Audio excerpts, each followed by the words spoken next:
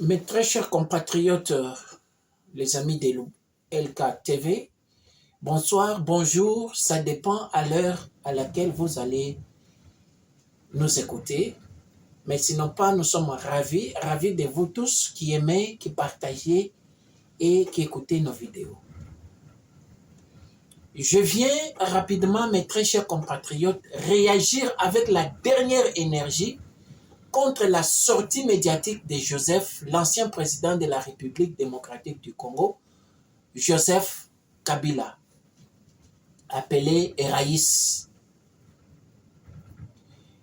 Joseph Kabila accuse le gouvernement du président Félix comme étant un président de criminels, comme étant un gouvernement de génocidaires, comme étant un gouvernement qui tue et massacre la population congolaise. Mais M. Joseph Kabila, tu dis quoi?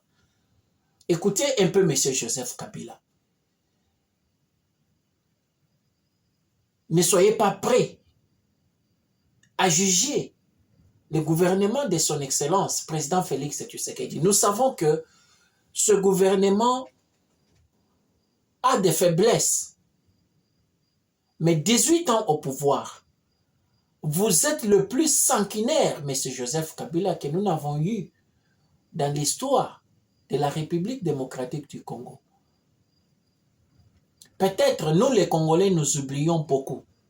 Qui a tué les Kamwina Nsapu? Avez-vous déjà oublié, Monsieur le Président, l'histoire de Kamwina Nsapu? Cette histoire de Kamwina Nsapu, toko funda nani? To funda yo, to funda ba ministre na yo.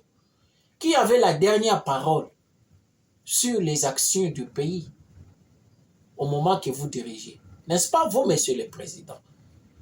Qui a tué, réprimé violemment les marches en République démocratique du Congo? N'est-ce pas vous, Monsieur Joseph Kabila, qui a amené la faiblesse dans l'armée congolaise? N'est-ce pas vous, Monsieur Joseph Kabila, qui a amené le service des renseignements militaires d'un pays étranger dans notre pays? N'est-ce pas vous, Monsieur Joseph Kabila?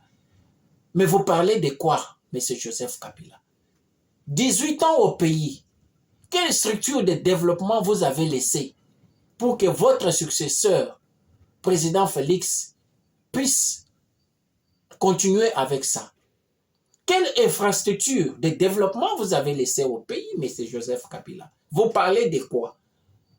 Il fallait garder silence tel que vous êtes habitué à garder silence, que de faire des pillages politiques tel que vous l'avez fait, ça ne vous honore pas.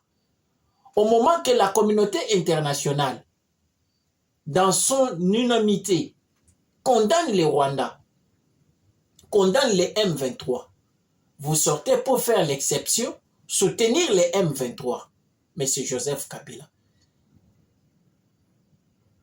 Quelle leçon vous avez à donner au peuple congolais, M. Joseph Kabila? Vous condamnez le gouvernement actuel, mais c'est toi le plus condamnable. C'est toi, M. Joseph Kabila, parce que pendant 18 ans, vous avez mis à genoux le Congo démocratique. Continuez à garder silence tel que vous le faites. Ne réveillez pas de mauvais souvenirs, parce que ton nom, Joseph Kabila, nous rappelle de mauvais souvenirs. Gardez silence tel que vous l'avez toujours fait.